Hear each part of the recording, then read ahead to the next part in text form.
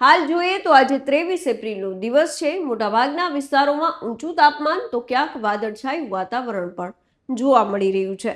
આવતીકાલથી હવામાનમાં પલટો આવે એવી શક્યતા છે। ત્યારે આપના વિસ્તારમાં હાલમાં કેવું વાતાવરણ જોવા મળી રહ્યું છે તે અને ચોમાસા કે વરસાદને લઈને આપને મૂંઝવતો કોઈ પણ સવાલ હોય તો અમને કોમેન્ટ કરીને જરૂર જણાવશો। આપનો સવાલ અમે હવામાન નિષ્ણાંત પરેશભાઈ ગોસ્વામી સુધી પહોંચાડવાનો જરૂરથી પ્રયાસ કરીશું। હવે ચોમાસામાં અલ નીનોની 4 એકોર ચર્ચા છે।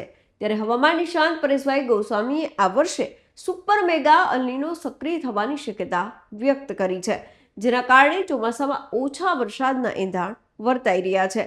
1877 પછી ચોમાસામાં આ વર્ષે શક્તિશાળી અલ નીનો સક્રિય થવા જઈ રહ્યો છે, જેના કારણે 149 વર્ષનો રેકોર્ડ પણ તૂટી શકે છે। 2025માં અવિરત માવઠાને કારણે ખેડૂતો 2026ના ચોમાસા પર આશા રાખીને બેઠા હતા। જોકે કુદરત સામે કાળા માથાનો માનવી લાચાર થઈ જતો હોય છે। ખેડૂતોના મનમાં સવાલ થઈ રહ્યા છે કે શું અલ નીનોની અસરથી ઓછો વરસાદ થશે? શું કેટલાક વિસ્તારમાં દુકાળ જેવી સ્થિતિ પણ થઈ શકે છે? નમસ્કાર, આપની સાથે હું મમતા ગઢવી અને અલ નીનોની અસર આવનારા ચોમાસા પર કેવી રહેશે તેના વિશે વિગતે વાત કરીએ। ગુજરાતી પર ગુજરાતના મોટાભાગના વિસ્તારોમાં હાલ કાળઝાળ ગરમી પડી રહી છે।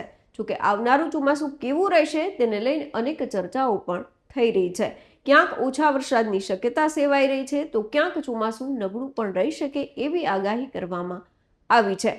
ત્યારે ચોમાસાને લઈને અમે પરેશભાઈ ગોસ્વામી સાથે વાતચીત કરી હતી, ત્યારે તેમણે કહ્યું હતું કે આમ તો ભારતમાં કેરળમાંથી ચોમાસાનો પ્રવેશ થતો હોય છે, ત્યારે આ વખતે કેરળમાં સમયસર અથવા તેનાથી 1-2 દિવસ વહેલા ચોમાસાનો પ્રવેશ થઈ શકે છે અને મુંબઈ સુધી ઝડપથી ચોમાસું આગળ વધશે। જોકે ત્યાં આવીને મોન્સૂન બ્રેકની સ્થિતિ સર્જાઈ શકે છે। ઘણી વખત એવું પણ બનતું હોય છે કે માત્ર 2 કે 3 દિવસમાં મોન્સૂન બ્રેક લાગ્યા બાદ ચોમાસાને ફરી વેગ મળી જતો હોય છે, તો ઘણી વખત 15 દિવસ બાદ પણ ચોમાસું ફસાઈ જતું હોય છે। જોકે ગુજરાતમાં 15 જૂન કે તેનાથી 1-2 દિવસ પહેલા જ ચોમાસાની શરૂઆત થઈ જશે અને 30 જૂન સુધીમાં તો ગુજરાતને પણ કવર કરી લેશે। આ તો વાત થઈ ચોમાસાની શરૂઆતની। હવે વરસાદને લઈને વાત કરીએ તો પરેશભાઈ ગોસ્વામીએ જણાવ્યું છે કે આવનારા ચોમાસામાં સુપર મેગા અલ નીનો સક્રિય થાય તેવી પૂરી શક્યતા છે।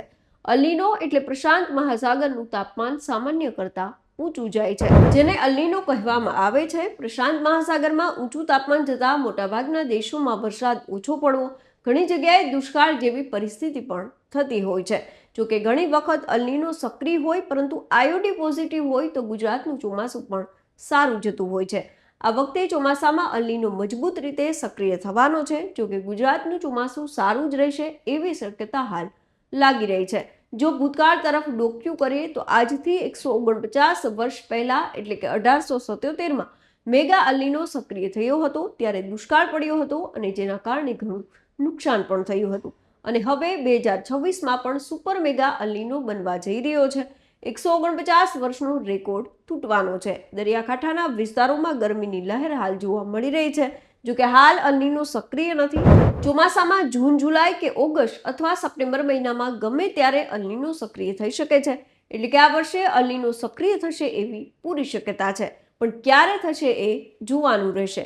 લાંબા સમય બાદ જ્યારે મજબૂત અલ નીનો સક્રિય થવા જઈ રહ્યો છે ત્યારે ઘણા દેશોમાં તેની વિપરીત અસર પણ જોવા મળશે।